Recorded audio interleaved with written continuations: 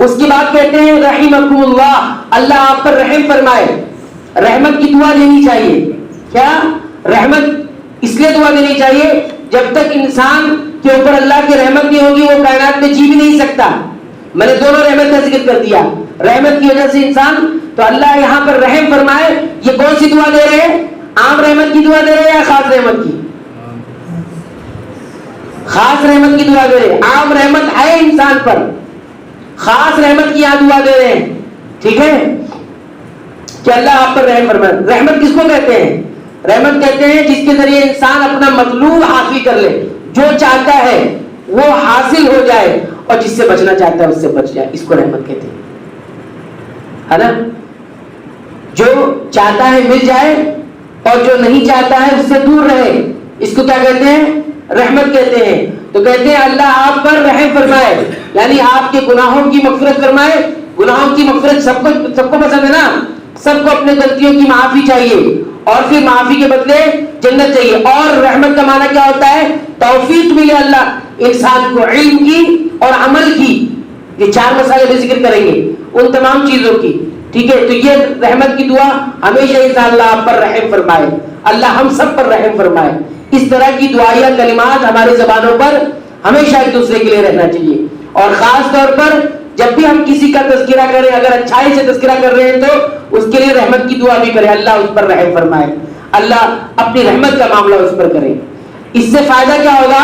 ایک فائدہ یہ ہوگا کہ آپ کے لیے اس کے دل میں بھی محبت پیدا ہوگی اور آپ کے دل میں بھی اس کے لیے محبت پیدا ہوگی اور اس کے دل میں آپ کے لیے محبت پیدا ہوگی.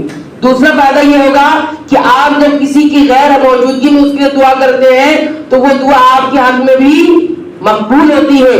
اللہ رب العالمین ایسی صورت میں ایک فرشتہ اسپیشل مقرر کر کے رکھتے ہیں جو صرف غائبانہ دعا کی جانے والی دعاؤں پر آمین کہنے کے لیے ہوتا ہے. اہل علم نے جس طرح کی بات بتائی ہے، ابو الدرداء رضی اللہ تعالیٰ کی حدیث کے مطابق، تو ان کی والدہ نے کہا کہ آپ جو ہے نا ہمارے لیے دعا کیجیے گا، ہمارے لیے جب وہاں جائیے گا تو دعا کیجیے گا.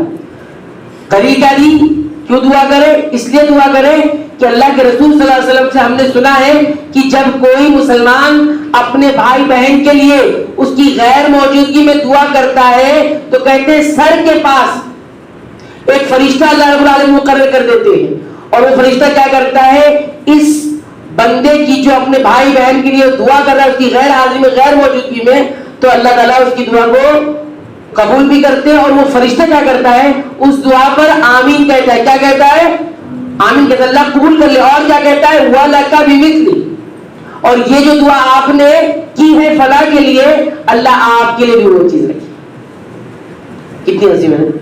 اور اہل علم نے اس حدیث کی شرح میں ایک فائدہ لکھا ہے کہ کسی کے تعلق سے آپ کے دل میں محبت نہیں آ رہی ہے، یا آپ چاہتے ہیں کہ میرے دل میں اس کی محبت ہو جائے، اس کے دل میں میرے لیے محبت ہو جائے کسی مسلمان کے لیے، تو غائبانہ دعا کریں ان کے لیے. یہ اصل میں سچی محبت کی علامت ہے. سامنے تو ہر کوئی دعا کر دیتا ہے اللہ آپ کی پریشانی دور کرے، غیر موجودگی میں دعا کرتے ہیں. اگر ہم بولے کہ آپ نے کتنے بھائی بہنوں کے لیے اپنے نام لے کر دعا کی ہو کہ فلاں صاحب پر اللہ رحم فرمائے، فلاں کو ہدایت دے دے، ہے نا. ہم فلاں کی غیبتیں تو بہت کر لیتے ہیں، برائیاں تو ذکر کر لیتے ہیں، ہم دعا کتنی کرتے ہیں.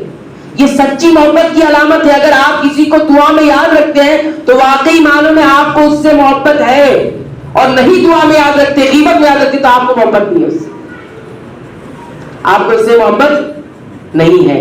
تو یہ سچی محبت کی علامت ہے. اس لیے دیکھیے شیخ یہ اپنے رسالے میں لکھ رہے ہیں کہ اللہ آپ پر رحم فرمائے. اب بتائیے شیخ کیا ہم کو جانتے ہیں؟ نہیں جانتے ہم کو، لیکن ہمارے لیے وہ دعا کر رہے ہیں. سوچئے کتنی سعادت وہ حاصل کر رہے ہیں اور ہم کتنی سعادت حاصل کر رہے ہیں.